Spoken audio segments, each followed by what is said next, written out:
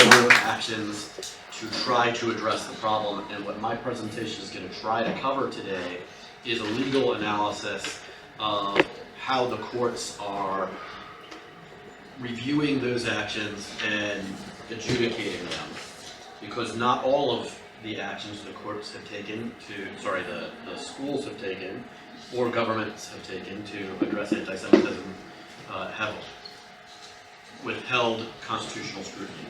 So I'm Joe Cohn. I'm the executive director of the Center for Academic Freedom and Free Speech. We've existed now for a little under a year, and I've been at the center for just a few months now. It's my first foray into academia, having spent the majority of my career, 20 years roughly, doing free speech work broadly for nonprofits like the ACLU, and over a dozen years as the head of government relations for FIRE, as you heard about if you were in this room for the last panel, which is in America the premier, I would say, First Amendment organization now, and has had a long history of specific emphasis on free speech and academic freedom on college campuses, and I also did policy work at Hadara Academy before coming to Yale. So that's my background. In that work, I had drafted and worked on significant pieces of language of nearly every campus free speech piece of legislation that has been enacted in the United States. So I'm going to turn into some substance and stop talking about me. I'm going to start with a little bit of a legal primer for the audience, because I know you're not all legally trained in the United States. Most institutions of higher education are obligated by federal anti-discrimination law to combat discrimination and harassment on the basis of a variety of protected classes. Under Title VI, that includes perceived race, color, national origin. None of the federal anti-discrimination laws applying in the context of education deal specifically with religion except in the context of admissions. And that's Title IV. But since 2004, there's been an ongoing, I'm going to use the word policy, but what I mean by policy is practice of considering anti-Semitism and Islamophobia as being covered under Title VI when it's on the basis of stereotypes about shared ethnic characteristics. So that wouldn't be when the anti-Semitic activity is because of a religious disagreement, for example. And that policy was announced in what's called a Dear Colleague letter, which is informal guidance that isn't binding, that says this is how the government is perceiving this issue and how we plan on enforcing it in 2004. And so that's George W. Bush administration, and it was continued until present day. Another short primer. All public institutions of higher education are obligated to comply with the First Amendment. So freedom of expression protections. And most private institutions, and this is not a uniform rule across the country in every court, but in different jurisdictions, the majority of the courts that have looked at this question have said private institutions have to respect any promises and commitments they made to provide any rights. And that would be free speech rights, that would be academic freedom rights, that would be due process rights, but only if they promise it. So if you say as a private institution, we don't care about those values, you're entitled to make that decision as well, but they're viewing it in terms of contract law and then importing in First Amendment law to decide. If you're one of those institutions that are going to provide academic freedom, of which roughly all but 10 or 12 in the country have said so, then that's what we're going to look to. So for the rest of the presentation, I'm just going to not make that distinction of public and private. So we're talking about a majority of the schools. Last legal primer. The First Amendment is pretty broad. It's the strongest free speech protections you see anywhere in the world. And the exceptions to freedom of expression in the United States are narrow, and some of them will be applicable today. True threats, as separate from hyperbolic speech, are not protected. Incitement to imminent acts of lawlessness, imminency, is really crucial here. also not protected. Harassment, with the very specific defined definition that the political parties fight over, some aspects of the definition, but the Supreme Court has set one. Separately from the employment context, they set a separate one for education to give people more leeway to be combative in education, under the theory that you learn better when you can speak more freely, as opposed to employees that should be, not rocking the boat so that they're smooth operations. Okay, so those are the main exceptions. But the main kind of thread with all those exceptions is they're not about the viewpoints expressed. The exceptions are really about trying to get at what makes the verbal activity more akin to expressive conduct than really just talking about views. So it's not about how offensive it is. There is no hate speech exception to the First Amendment. There is no hate speech exception to the First Amendment. You can say hateful things, but you cannot engage in discrimination. Okay. So those are the legal primers. So now I'm going to talk about what the government has done to address anti-Semitism.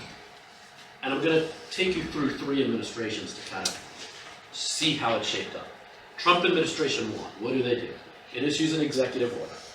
2 main legal components of that first executive order during the first Trump administration. Component number 1, it says it was proper for the Department of Education to make that guidance document earlier that talked about shared ethnicity being covered under Title VI. So this is the first time that a legally binding document, an executive order, now says that that's the right interpretation. Okay? So that's thing 1. I don't think that's particularly controversial in the civil liberties community. Thing 2 is far more controversial, and that's that it adopted the IHRA definition of anti-Semitism and instructed federal agencies that enforce Title VI to use that definition when determining whether or not there's a violation. The IHRA definition. The IHRA definition is controversial in this particular application for a variety of reasons that I'm going to explore really briefly, because I'm sure there will be other presentations that do more depth here. Start with what the definition says. The IHRA definition defines anti-Semitism as, I'm quoting here for a moment, a certain perception of Jews, which may be expressed as hatred towards Jews. Rhetorical and physical manifestations of anti-Semitism are directed towards Jewish or non-Jewish individuals and or their property, towards Jewish community institutions and religious facilities. So one thing that you might just inherently pick up is the inherent vagueness of what does it mean to have a certain perception of Jews. If we were to poll this entire audience, or maybe those of you who are watching later on YouTube were to poll yourselves about what a certain perception of Jews means, you might get a lot of different answers that are inconsistent with each other. The thing about vagueness as a doctrine is that you can't punish speech if it's unclear what people can or cannot do. Okay, so that's why vagueness isn't a problem if you're using that term for how you collect data to get a rough approximation of what's happening across the globe, what's happening in the United States, what's happening on college campuses. If you're using it for data collection, vagueness isn't an issue. You might want to try to be as precise as possible to get more accurate data if that's your goal. But if you're trying to get a snapshot, that's not necessarily a problem. But when you're talking about how do we punish people for what they have done and or said, vagueness now comes into a direct clash with the constitutional prohibition of vagueness. Another problem with the definition is it incorporated a list of contemporary examples, and I'll just talk about 2 of them.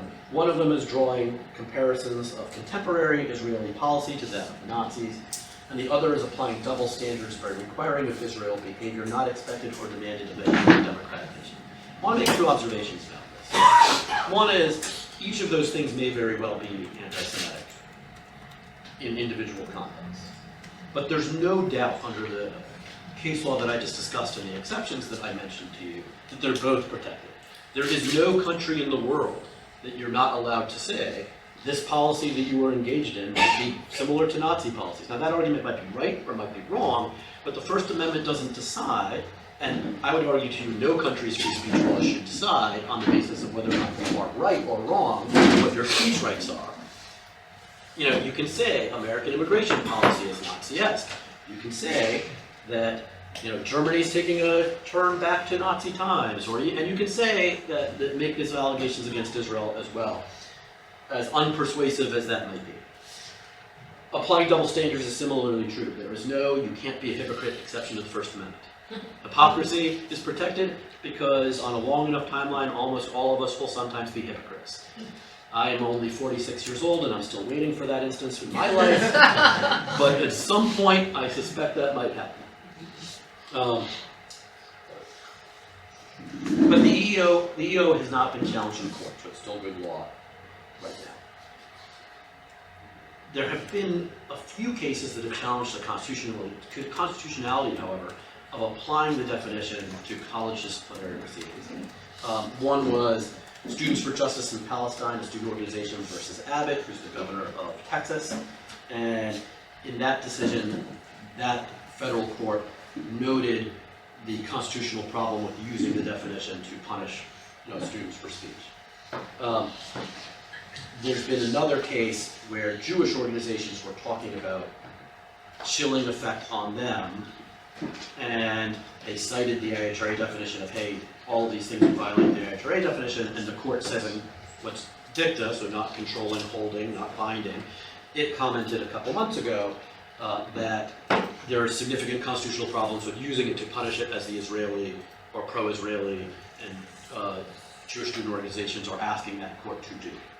When they're saying just take judicial notice that these things that we're complaining about are causing this chilling effect with violating the IHRA definition. So fast forward to the Biden administration.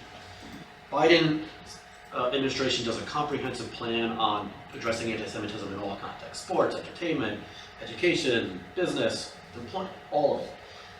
There are a number of serious First Amendment concerns with some of the other contexts, but I'm only going to limit what I'm talking about here to the educational context, where the two things to note are they de-emphasize the use of the IHRA definition, so they no longer are saying you must use it in your enforcement of rules on campus, but they replace the harassment definition on campus with a lower threshold of what it means to count as harassing speech across the board, not just, they're talking about it in the context of harassment, but politicians from the left have been trying to lower that threshold in the context of sexual harassment for about 15 years. We talked a little bit about that in the earlier panel in this room before. So this is a continuation of that effort. It's a little bit less speech protected.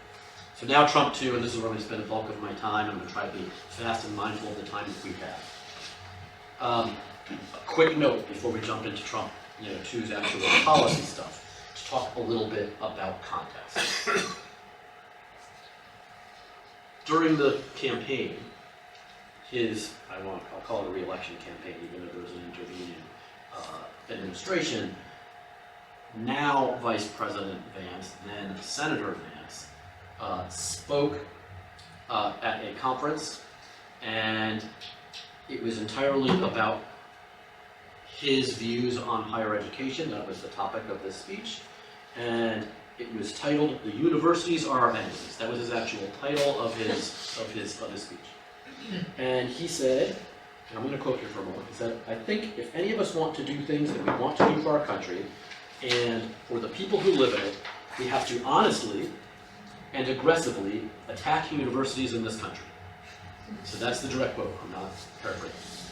So that's kind of the framework of the general hostility, which comes not just in terms of this issue of addressing anti-Semitism, but in terms of how to address diversity issues, in terms of the view that universities are enclaves of left-leaning political power, and how to gain advantage there. So that's the context. And now I'm going to talk about a few of the things that the Trump administration has done to at least partially be motivated by the desire to combat anti-Semitism, but there's at least with that quote good reason to believe that they have mixed motives or additional motives as well at the same time. And I'm not going to go into the debate of what's the percentage of their motivations or how sincere, but I just wanted you to understand that that's the context here. So the first thing that they do is they issue a new EO on the day of being sworn in for the second term, and the new executive order on anti-Semitism tells the Department of Homeland Security to make sure that institutions of higher education are familiar with their obligations to not allow people to be admitted as visiting students or professors if they are involved in any terrorist activity.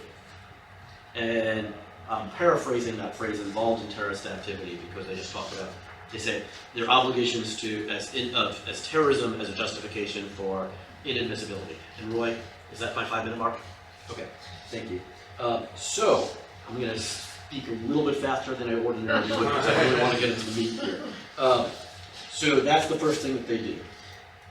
Then, in March, you have the arrest of Mahmoud Khalil, who is a recent graduate of Columbia University, pro-Palestinian activist, legal permanent resident, and they begin removal proceedings against him. Several others, Tufts graduate student Osirk, who wrote an op-ed supporting the Palestinian position. She's picked up and arrested by immigration enforcement on the streets in a video that's going viral. And you have Secretary of State Rubio saying, if you apply for a visa to enter the United States and be a student, and you tell us that the reason you're coming to the United States is not just because you want to write op-eds, but because you want to participate in movements that are involved in doing things like vandalizing universities, harassing students, taking over buildings, creating a ruckus, we're not going to give you a visa. So you list a number of things. Now, is there a creating a ruckus exception to the First Amendment? No. Is there a writing an op-ed exception to the First Amendment? No. Is vandalism unprotected? Yes. Okay, but when you're mixing all things together and you're not separate, participating in a movement, does that mean agreeing with the movement? Does that mean that you now own the sins of everyone else who is involved in your movement? So that's one of the key issues in the case. So there are two cases, an Osirk case over that situation. It's pending. She's been released on bail, and the court has decided that her free speech claims and due process claims could proceed. Then there's another case, AAUP versus Rubio. AAUP is a long-standing academic freedom organization in the United States, and they are raising the issues of Khalil and others, arrests and detentions and removals, and making an argument that it is chilling the speech on campus of others, the students and the faculty there. So they're not representing Khalil, they're not representing these people, they're representing the others on campus whose speech might be chilled. And the court says, and this is my longest bit of reading of excerpts, because I think it's really important to hear what the court did. It's a really long opinion here. It said, this case, perhaps the most important ever to fall within the jurisdiction of this district, or ever, this is a judge who's been a judge since the Reagan years, squarely presents the issue whether non-citizens lawfully present in the United States actually have the same free speech rights as the rest of us. The court answers this constitutional question unequivocally, yes they do. No law means no law, and that's a quote of the First Amendment. Congress shall pass no law abridging the freedom of expression. Okay. The First Amendment does not draw President Trump's invidious distinction, and it is not to be found in our history or jurisprudence. No one's freedom of speech is unlimited, of course, but these limits are the same for both citizens and non-citizens. And then they talk about how the evidence of Secretary Rubio and other secretaries in their statements make it perfectly clear that it was about the speech, it's about the op-eds, etc. Federal funding freezes, I'll get really fast. Universities in the United States depend on federal funding with a large extent of their funding. MIT, for example, in the 2023 year, had $1.6 billion in federal funding, and that was 48% of its funding. So what did they do? In February 28th, the Trump administration task force to combat antisemitism announced that it was investigating 10 institutions of higher education. Then they sent demand letters to schools. One of them is Harvard. They demanded Harvard initiate an independent investigation into academic departments that, according to the government, quote, most fuel anti-Semitic harassment or reflect ideological capture. So ideological capture is different. That's the argument that you're just lefties. That's not even tied to anti-Semitism. It could be in that instance also be classes dealing with this issue, but they're just making a broader statement about intellectual capture, and make reforms to its student disciplinary process to ensure that the policies are sufficient to prevent disruptions to scholarship, classroom learning, teaching, or other aspects of normal campus life. Okay, so what's happened? Oh, they also demand that Harvard stop funding student organizations that support the pro-Palestinian cause. So, the feds freeze $9 billion of funding to Harvard after Harvard says we're rejecting these demands on academic freedom grounds. They revoke Harvard's ability to enroll any international students. These are two separate actions that they take. And then in comments by the president, he says, well, maybe we should also revoke its nonprofit status, which would make it so you can't donate to Harvard, untax deductible lodge implications of that. Harvard sues in 2 lawsuits, one dealing with the inability to enroll international students, and the other one dealing with the funding freeze, and they've prevailed in getting preliminary injunctions on the international students and its enrollment, and that was later turned into a permanent injunction. And then they've also gotten a preliminary injunction based on the enrollment of foreign students. So that's my description of what has happened. I hope in the Q&A we will get an opportunity to discuss my last page of notes. I'm so close to making it in time. My last page about what I think the government should be doing instead that would also support efforts to combat the very real problem of anti-Semitism without clashing against First Amendment norms. With that, I really thank you, and I look forward to the robust conversation I hope we'll have the rest of the day, both in this session and throughout. Thank you so much, Roy. I promise to ask you that question. Okay, thank you. So our next speaker is Andy Lester. Andy really has a 360 view on these issues because he practices law at Spencer Fane LLP, one of the largest U.S. firms in the U.S. He was a judge in the Western District of Oklahoma and a regent of the Oklahoma University system. Correct. So he's seen these issues from all their angles. Advance these things, I just. Okay.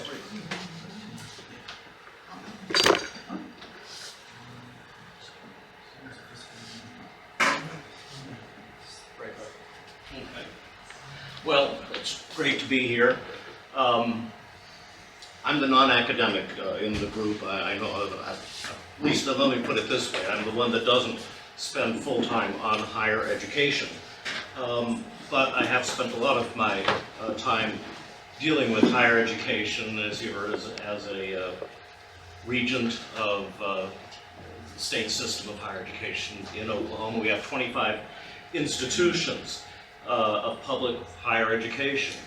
And what we have done to deal with a lot of these free speech issues, instead of taking a piecemeal approach or instead of simply adopting some statement promoting free speech rights, we've done something different. We have legislation, and I do have to apologize for my colleague who was planning to be here by Zoom, but unfortunately cannot be because of an emergency situation she had a few hours ago, which was unfortunately resolved. We call it the Oklahoma experiment because we have legislation. Joe was actually instrumental in helping draft the legislation. Excuse me, I'll call it House Bill 3543. It creates and empowers something called the Oklahoma Free Speech Committee. I happen to be the first and thus far only chair of that committee, and my colleague, Ms. Pitts, chairs one of our task forces. It was brought to life in November of 2022. It's an advisory arm of the Oklahoma State Regents for Higher Education. Let's see if I can actually move this thing forward properly. Look at that. And it does several things, and you can see what these several things are. It reviews the free speech policies of Oklahoma's public universities. It reviews university training on free speech for improvements, and it makes recommendations to the universities on improvements to free speech policies and training. It's also responsible for reviewing free speech complaints. Anybody can file a free speech complaint. Believe it or not, in 3 years of existence, well, for most of that time we had only one complaint. It really wasn't a free speech complaint, and that's what the finding was. But starting in October of this past year, 2 in October, 1 in November, we got 3 additional complaints. They are not resolved yet. We're certainly looking into them. But we have, that's one of the jobs. And finally, what this committee does is it educates, and I think this may be one of the most important things, campus administrators about individual free speech rights. So, let me contrast the one state that does something somewhat similar. Iowa does something somewhat similar. It has a free speech committee, but it wasn't created by legislation. It was created by the regents of the Iowa regents. They only govern 3 of their schools. Now, it's the 3 major universities that are in Iowa, but they do not govern their 2-year schools, for example. It's set up by the Board of Regents. Ultimately, that means the Board of Regents can dissolve it. They haven't dissolved it. They did combine it with their Student Affairs Committee, which I think lessens its import. But that's the one state that comes close to what we do in Oklahoma. So, what does it mean for the future of higher education? Well, in April of 2022, when the state legislature adopted and approved, and the governor signed into law HB 3543, that empowered the regents to do a couple of things. The first was to set up what the committee would look like. This law established the committee, but it didn't say how many members or anything like that. So what the state regents did was first to create a committee, and it was a 9-person committee, just like the state regents are a 9-person board. And then what the state regents did right before the law went into effect in November, they adopted the Chicago Principles. Now, when I say they adopted the Chicago Principles, it was really pretty simple. The Chicago Principles were drafted, for those of you who don't know, for the University of Chicago, which is a private institution of higher education, and they deal with free speech on campus types of issues, and they're very pro-free speech. What the state regents adopted was a revised version. Let's see, I took that slide, not quite to that slide next, but I'm going to go through there. These are a couple of the revisions. They're at the beginning and at the end, and I don't want you to focus so much on what they say. What I will, these are the 2 major revisions, and all these major revisions do, it takes this sentence right here, moves it up to that paragraph, which was actually several paragraphs earlier, but then it does what essentially you would see in this last part. It basically makes the Chicago Principles, which are applicable to one school, and it's a private school, and as you heard Joe say, the First Amendment does not apply to private schools, at least not directly, but it means, it takes them and makes them applicable to an entire public system of higher education. So, it's essentially the same document, and I want to tell you sort of an interesting political story that I think explains a lot about how reality actually works.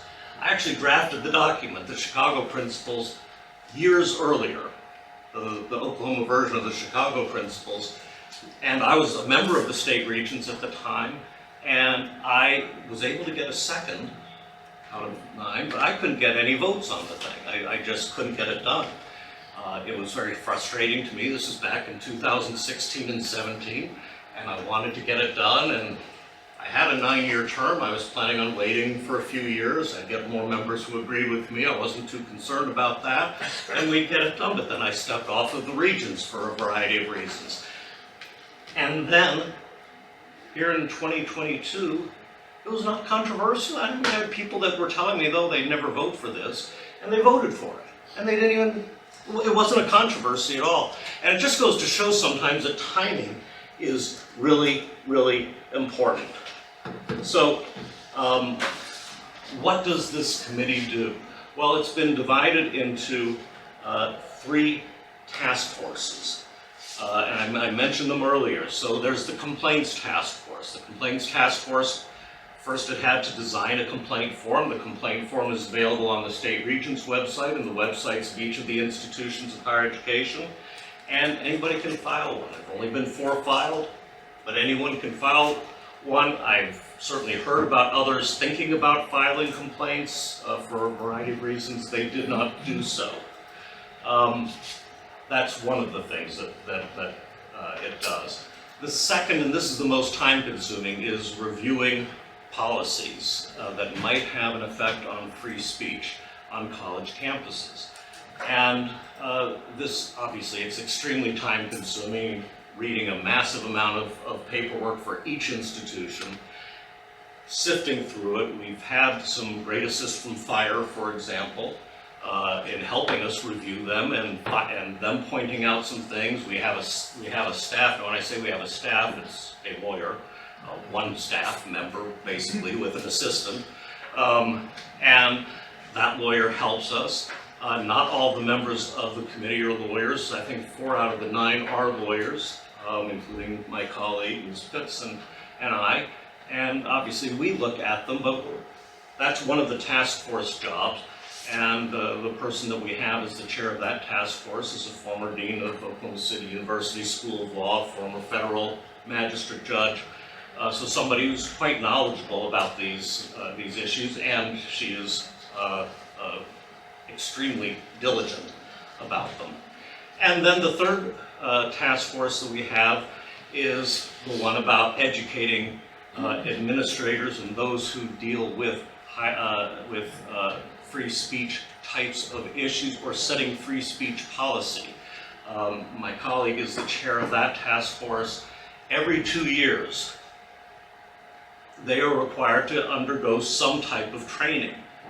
We've elected to put on our own training. We could use somebody else's training. We could call in another group. We've chosen to do it on our own, but we do it on our own. So in our initial one, we had a professor from the University of Oklahoma College of Law, who's a civil rights expert, lead the discussion. We had a panel then for a Q&A, and the panel, I chaired the panel, but I had 2 excellent lawyers who work full-time in higher education who did the bulk of the answering of the Q&A, and of course they did a marvelous job of that.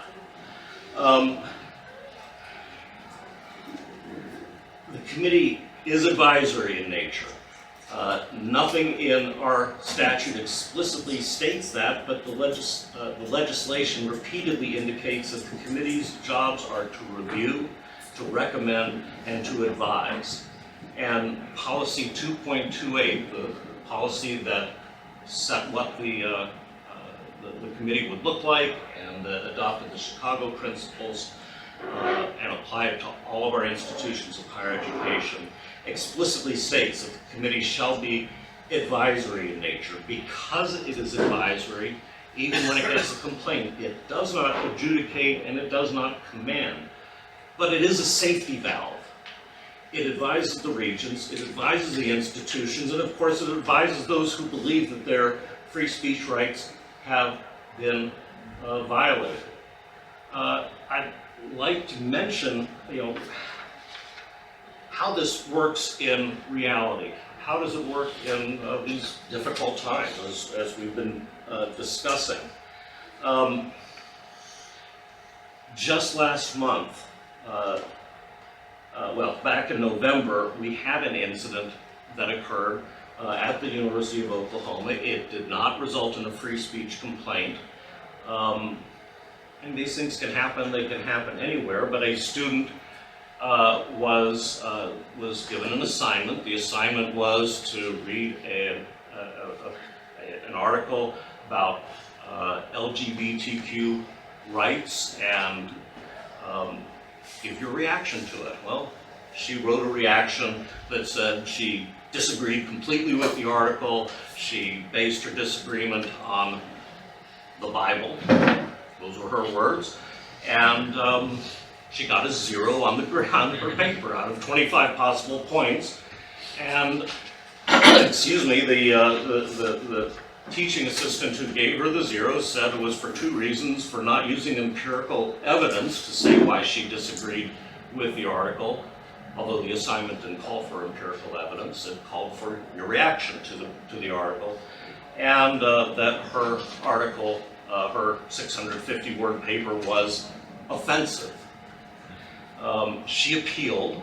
She appealed not on free speech grounds, but on religious grounds, religious discrimination. the university ultimately decided that that her 0 would not count against her final grade. That in turn created another controversy about the teaching assistant and the teaching assistant's academic freedom. But in any event, I mention that because when we had our quarterly meeting, our committee has quarterly meetings, the issue came up at the meeting, and it came up because we were supposed to review, finalize our review of the university's speech policies. And the media saw that, so suddenly our committee, which generally doesn't garner a whole lot of media attention, garnered a lot of media attention. We postponed our review, our final review of those, of the university's free speech policies, but we did discuss the issue, and what I can tell you is that once we talked about it, and we talked about it with various media folks, it suddenly became less of a public controversy. I mean, the controversy still exists, and there's still articles being written about it, and who knows, other things may happen. But I think it illustrates how this committee is a safety valve. So even though it doesn't adjudicate, the fact that there's a place to go to make complaints, and to make complaints outside of the institution itself, but to a separate committee, I think makes a difference. And I think it makes a difference that it is set up by legislation. It's there until the law is repealed. The committee will continue to do its job, and I don't expect the law to be repealed anytime soon. You know, why has it worked in Oklahoma so well, and I would recommend it to other places as well? Well, there could be a lot of reasons. It may be because Oklahoma colleges and universities have had different experiences from campuses in other states. Perhaps demographics play a role. Perhaps Oklahoma's culture is a factor. But I don't think it's far-fetched to assert that the existence and the work of the Oklahoma Free Speech Committee, created by law, empowered by the Regent's adoption of the Chicago Principles, is statewide policy for all public institutions of higher education, has played a role.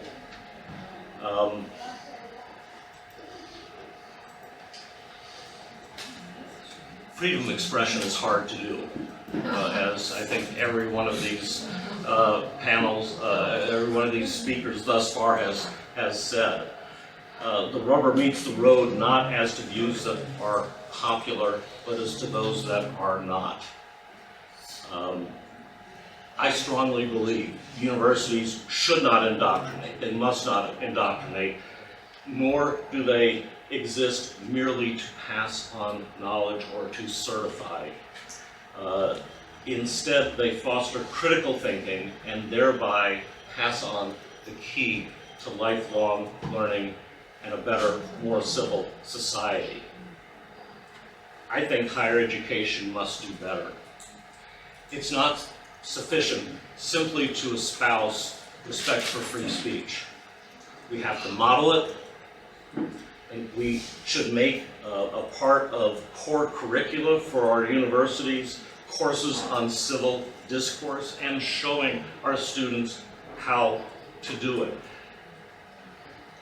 I attended I was in the other room for the first panel, and I heard something that unfortunately is very familiar to me, that our K through 12 schools have done a poor job, and that's not just their fault, it's our fault because we empower our K through 12 schools to do a poor job of teaching students how to have difficult discussions. I wish they knew how to do that when they got to college. They don't. We have to do it. I think that's the way that we, as those who are involved in higher education, can and meet the challenge of the times. That's what I hope we do. I hope you consider the Oklahoma version. Let me see what on my last slide was here. Oh, this is a meeting of our committee. You can see there, I sit as the chair. My colleague who couldn't be here is this lady right over there in the middle on that side. And that was our December meeting. I think we had one member who was unfortunately absent. And there you already heard me say my conclusion. So, thank you very much.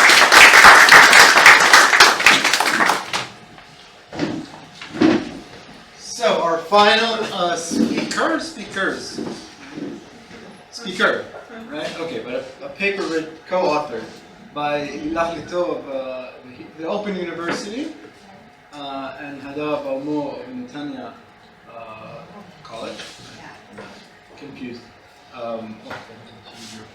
So, good morning to you all. I'm Dr. Lilach Litor from the Open University of Israel, from the Department of Public Policy. And I studied together with Professor Hadara. It is about internal codes of conduct at Israeli universities and regulation. Now we know that freedom of expression is a universal right. It is enshrined in Article 92 of the Convent on Civil and Political Rights, and it is a very large freedom which enables us to explore and gather data and publish it, and it is one of the pillars of democracy. Nevertheless, in Article 19.3, there is a possibility of restrictions on freedom of expression when it is necessary to protect national security or public order. And so there is a tension between the academic interest in research and criticism and the legitimate claims to maintain public peace during the war. So these tensions rise, and there are questions such as are lecturers allowed to publicly criticize the government policy during the war, and where is the line drawn between legitimate expression and non-legitimate one. So in Israel during the war, academic institutions faced challenges of addressing expressions that were perceived as offensive, and some incidents highlighted a decline in the right to freedom of expression, including the suspension of lecturers and students due to statements. And this situation highlights the need for regulation and for guidelines that can balance freedom of expression with appropriate boundaries. So freedom of expression in academia is very important. It is a base for academic freedom and a base for free research and free teaching. Also, academia has a role in civic education and teaching students about critical thinking. So it is during war it can be an arena of tensions between rights and interests, between freedom of expression and other interests such as national political issues or governmental policy.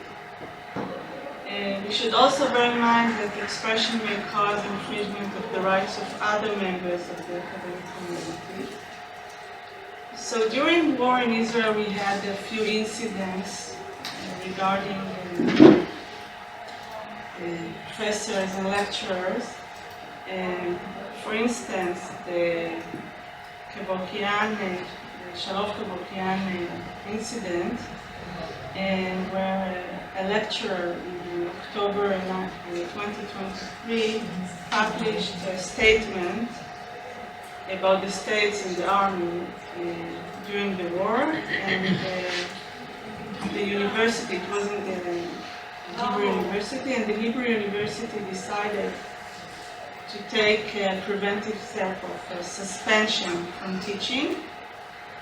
And afterwards, she was arrested, and in a year, the chairman of the disciplinary committee announced that she resigned from teaching.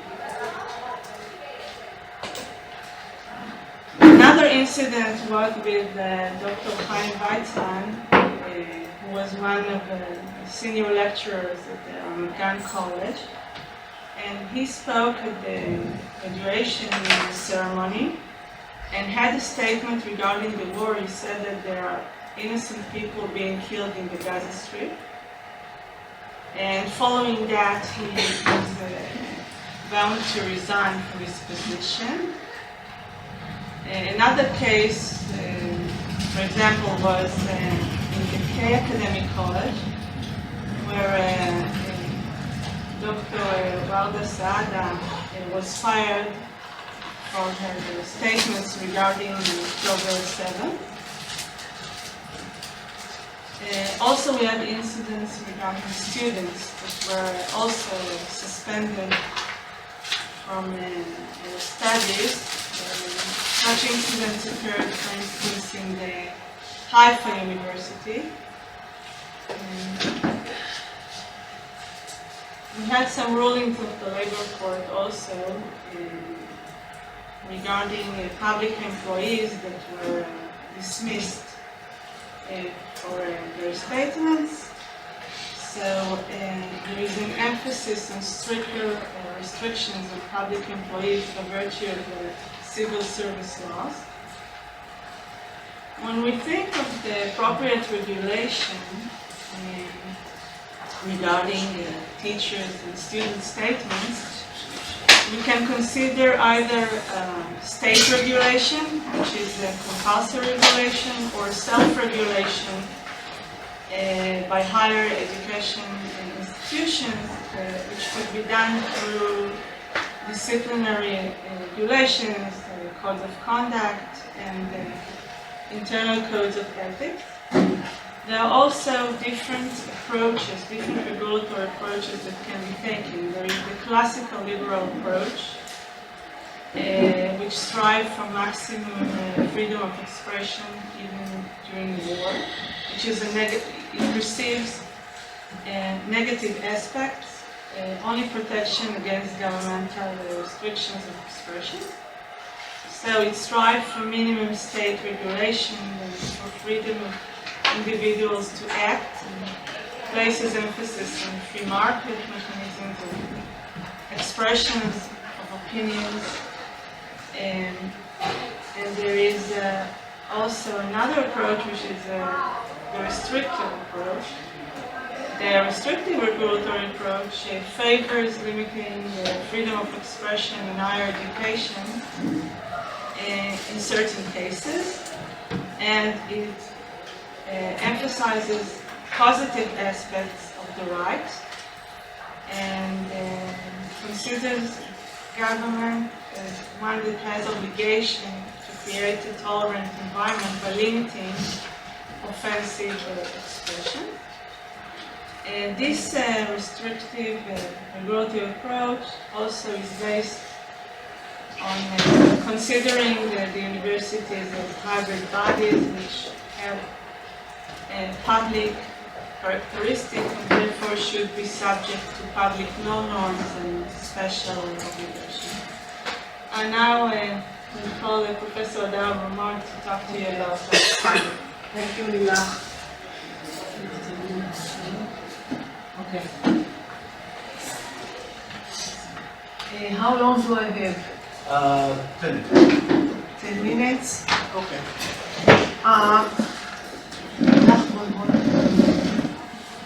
The study examined מי השמאל? לא, בסדר, שומעים אותי טוב, כן? כן, כן. The study examined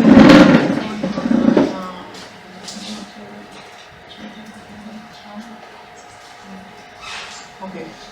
The study examined disciplinary regulations and codes of ethics in higher education institutions for students and lecturers, examining the question of regulating freedom of expression. Academic institutions in Israel independently determine their own codes of conduct with no legal obligation to adopt a code of ethics, resulting in such codes existing only in some institutions. The disciplinary regulations at most institutions do not directly regulate freedom of expression issues, creating difficulties in protecting individuals and preventing offensive speech. The lack of a clear definition of freedom of expression undermines the scope of protection of the right and creates difficulties in recognizing the right itself. Sometimes reference can be found to academic freedom and freedom of expression in the Code of Ethics, but this regulation applies to all those associated with the institution by virtue of the Code of Ethics. Now, since I have 10 minutes, I will skip all the and I will go to the proposed model for regulating freedom of expression in higher education institutions. Later, when if I have the time, then I will show what happens in university, in Hebrew University, in the Technion, and the comparison to Australia, which is very interesting. But since the time is very short, so I will give the proposed model for regulating freedom of expression. First, we recommend to adopt a freedom of expression approach in the quasi-public academic space with free speech as the default. Faculty and lecturers' right to free expression and academic freedom should be given significant weight. Restrictions on expression create a chilling effect whereby academics avoid developing certain topics for fear of negative consequences, potentially paralyzing the system and preventing teaching and research. The starting point should be individual autonomy and freedom with restrictions only in extreme cases. Second, academic institutions should have autonomy to regulate their internal affairs and procedures with faculty and students. Self-regulation is preferable to coercive state regulation through legislation with sanctions. State regulation should encourage and validate self-regulation by providing incentive, relief, and recognition of internal procedures. Third, examine whether the problematic expression occurred outside or within the institutional space, and if within, whether it was part of a class or other academic activity. Expressions within the institutional public space should be held to higher standards and must meet proportionality requirements. Fourth, expressions made as part of academic research and published in academic forums should be immune from judicial scrutiny to protect academic freedom. As long as expressions are part of scientific research, no restrictions on free speech should be imposed. Fifth, examine the severity and content of the expression during wartime. During wartime, political expressions related to the fighting itself require greater scrutiny to ensure they don't violate citizens' fundamental rights or state security. Expressions constituting criminal offenses, including incitements to racism or violence, should be prohibited, and may serve as grounds for disciplinary proceedings against faculty or students. 6.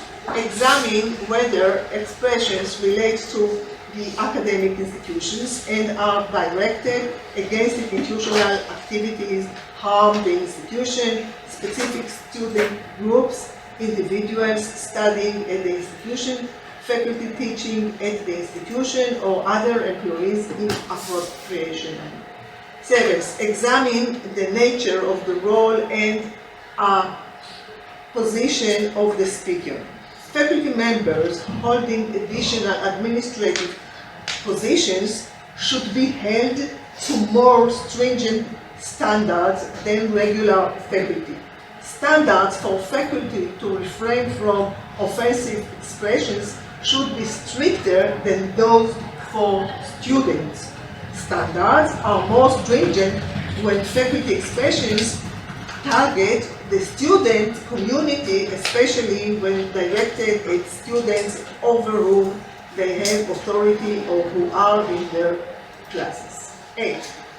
The new regulation should establish that internal disciplinary proceedings against students or faculty may, in some cases, serve as a defense against criminal charges or as mitigation in sentencing, considering the disciplinary sanction already imposed. In less severe cases, internal proceedings may obviate the need for criminal proceedings. 9.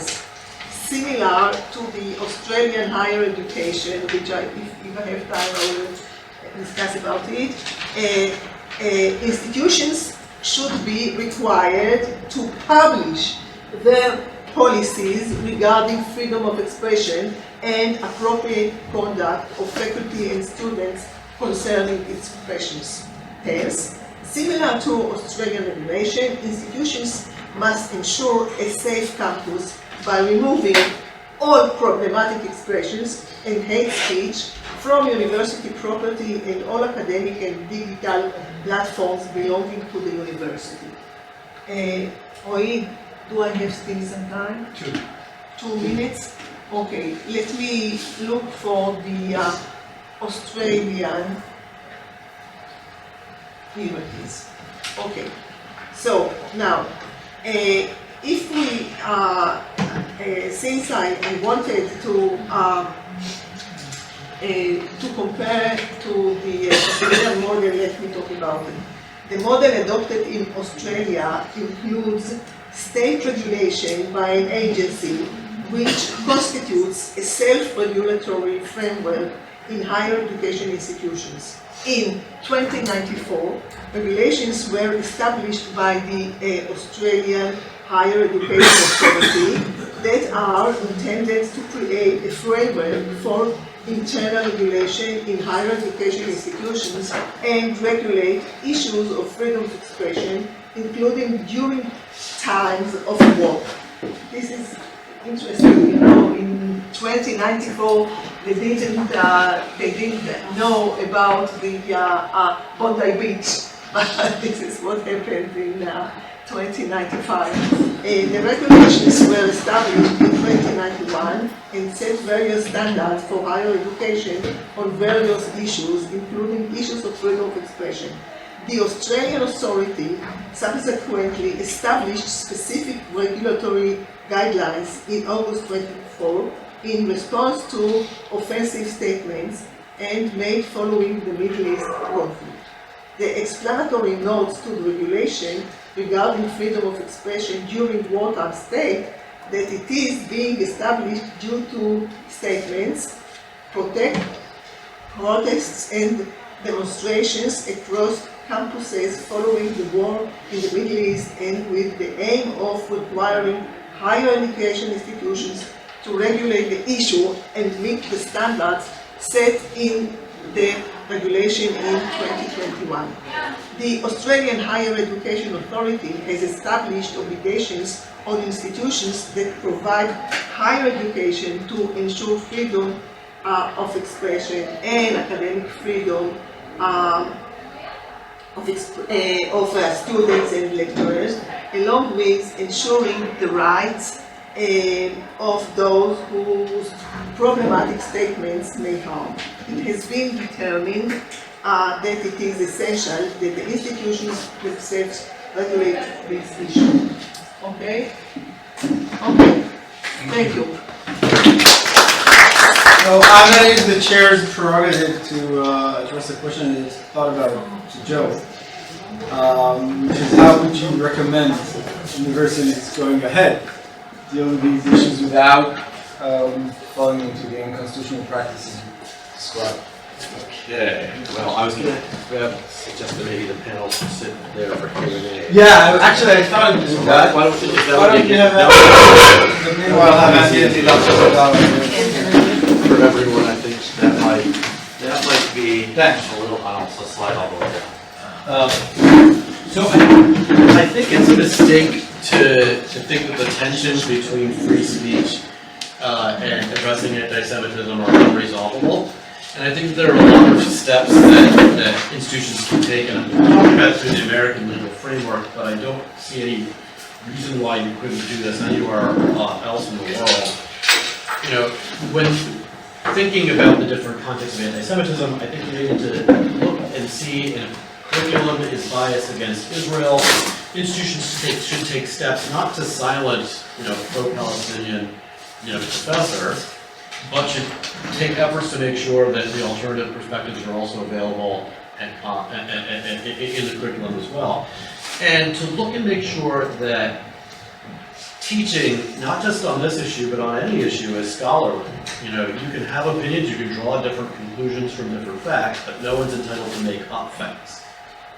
So I think that going through a process of committing to the norms of what academia is supposed to be is an important step. Another thing I would say is a significant source of the problem, at least in the United States, is the administrative student life apparatus at college campuses has for 20 years been framing things in an all or nothing purity model of either you're for or against social justice, and then hiring people as true believers, not just in this context of anti-Semitism of Israel, but also in terms of other issues. And I think getting away from that and making sure that campus administrators are instead focusing on multicultural collaboration, how to resolve things, how to discuss and debate areas of difference.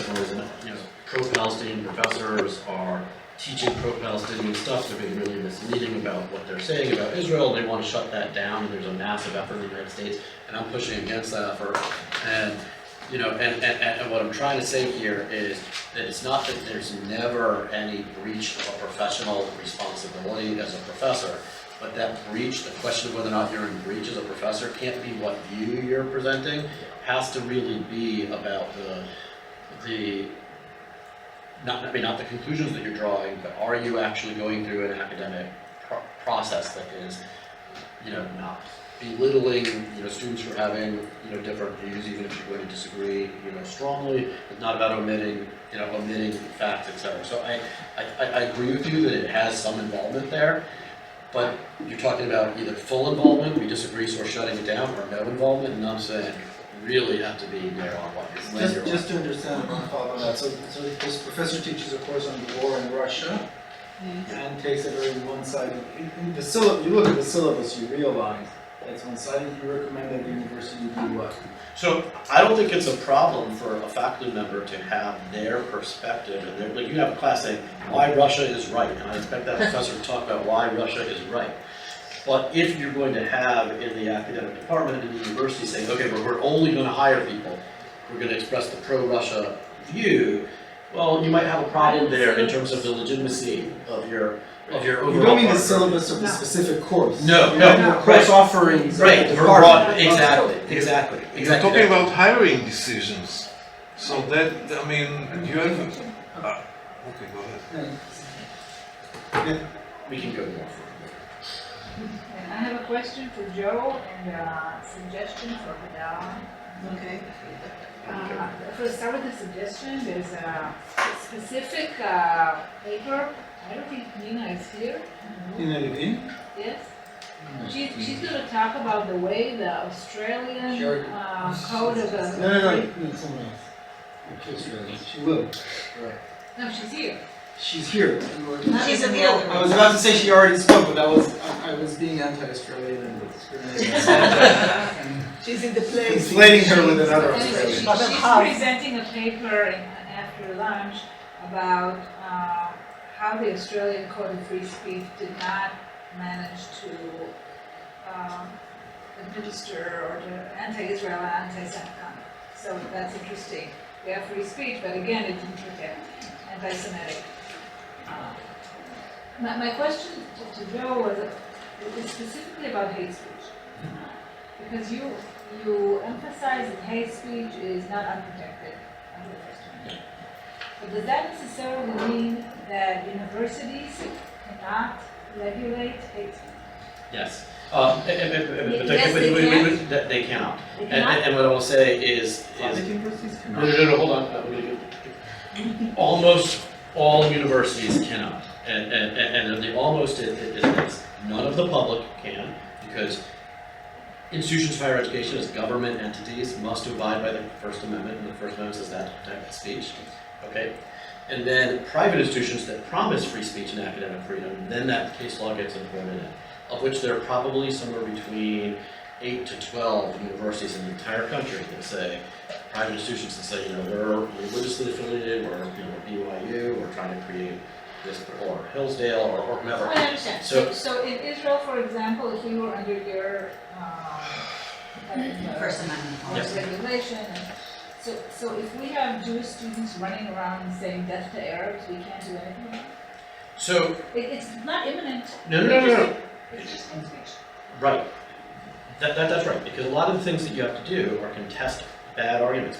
The idea that censorship will somehow stop people from holding those views, or will make it less persuasive, has never, and when I say never, I mean, I'm not an absolutist in a lot of ways, I'm not a person who will say, but I can't think of a single example in world history where censorship has stopped the spread of an idea. But that's not the so- only concern. It's not the only concern, but what you do have is a long history of instead pushing ideas into echo chambers where they grow. So that's the philosophy behind. I'm just saying, it just seems unacceptable.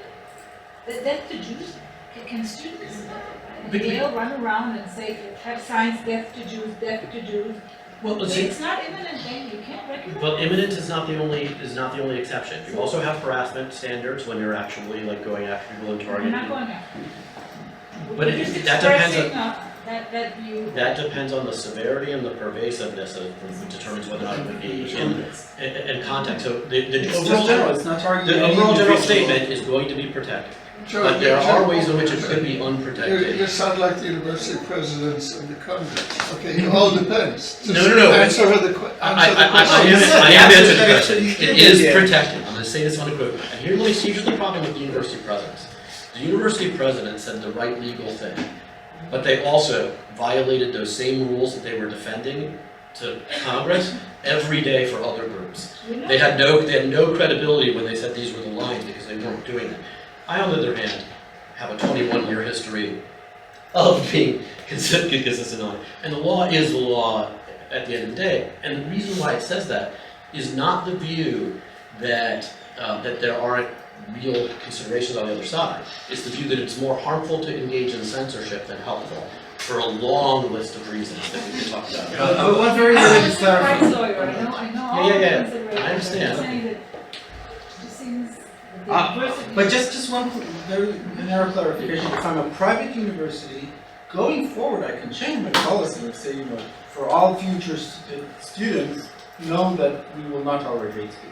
And we will put that in our code. Yes, future looking, I can do that.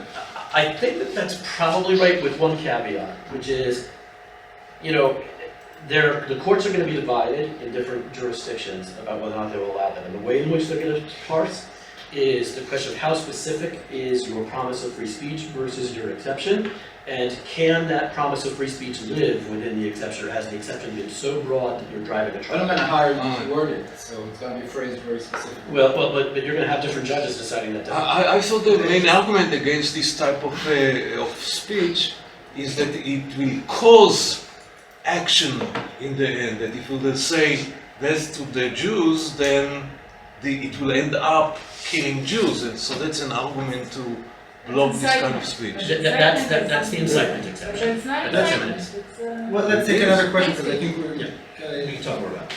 Thank you. Hi, I'm Matt Alden from Yale University. For just a small statement, we're going to address some of these contested ideas in our talk after lunch with our idea of freedom of expression as a quasi-social right. But what I want to actually ask here is following the Hadara and Lilach's point, which came up from Andy and I think also from Joe, on legislation or some kind of regulation, like state regulation, right? So there was Cohn, and here we want Israel, and here we have. It seems as if in Israel and in the US currently, there's actually a real,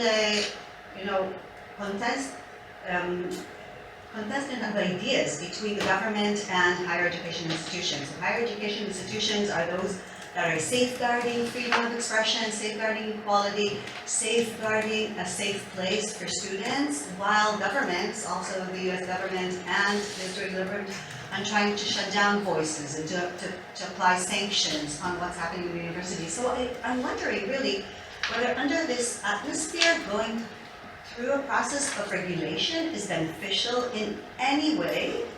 And why not lean on what is happening, at least in Israel, and I know also in the US, on internal codes of ethics and internal regulation policies on freedom of expression and the dynamic between freedom of expression, equality, dignity, and other interests, which I think are, and we have learned of some in the previous panel, and we're going to learn of more in the next discussions, are quite effective in a sense, right?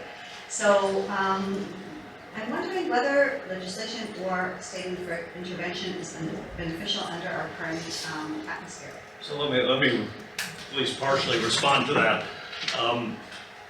Here again, what we've done in Oklahoma is the legislation is saying we recognize the First Amendment, government has no right to regulate people's speech with a couple of exceptions that Joe mentioned. So we're starting from that.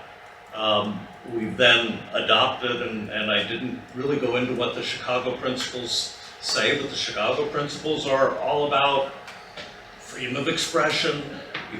We understand there are perspectives that are difficult, they are challenging, they may be extremely unpopular, they're not something that most, or maybe even any members of the university community agree with, and they may detest them, but they're still allowed. That doesn't mean we have to welcome them in the sense of, gee, I'll take all opinions and I think they're all this.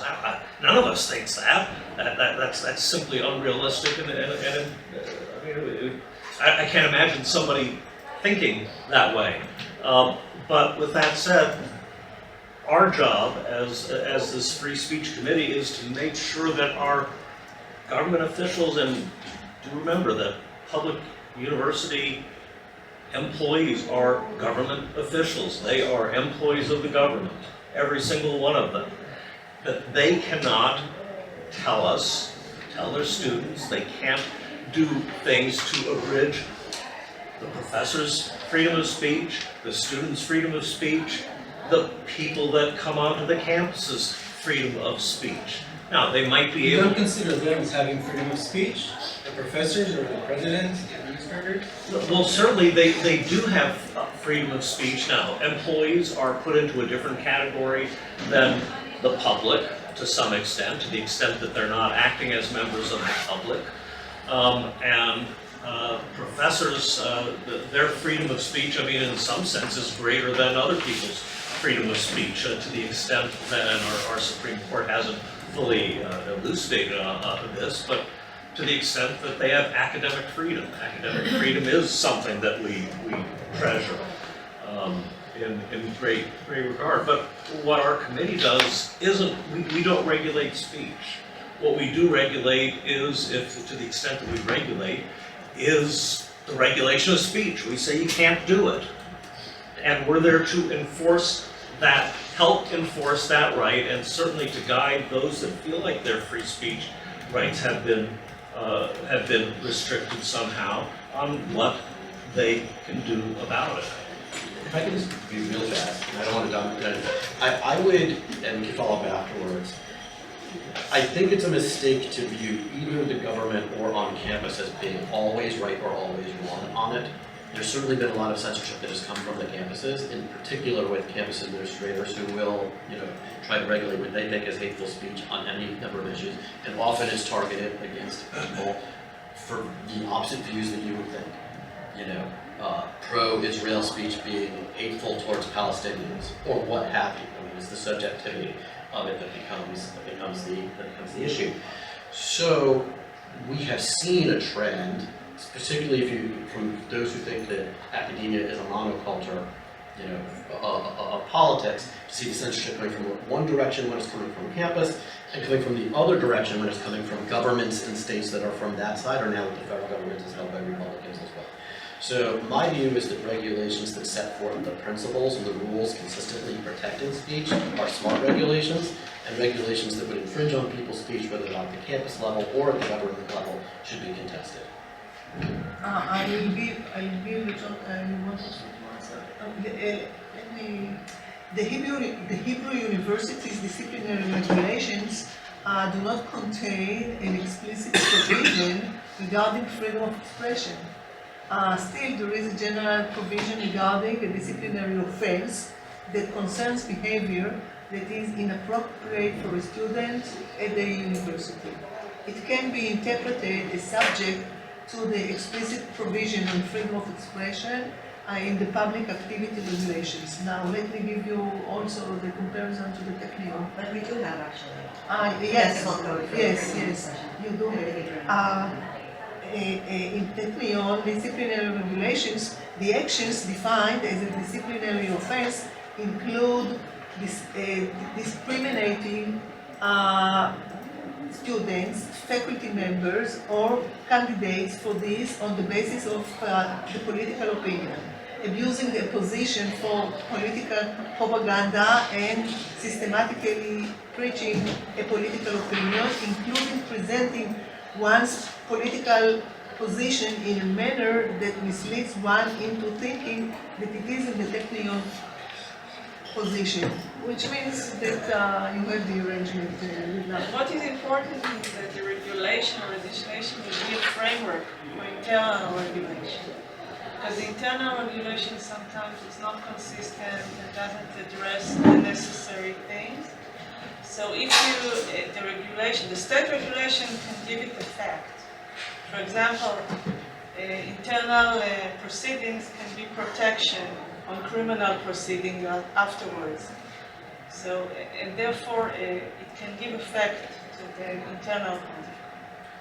Okay, I have more questions, which I'm going to ask over lunch, because it's a time of day we can't go on talking without eating. Thank you all.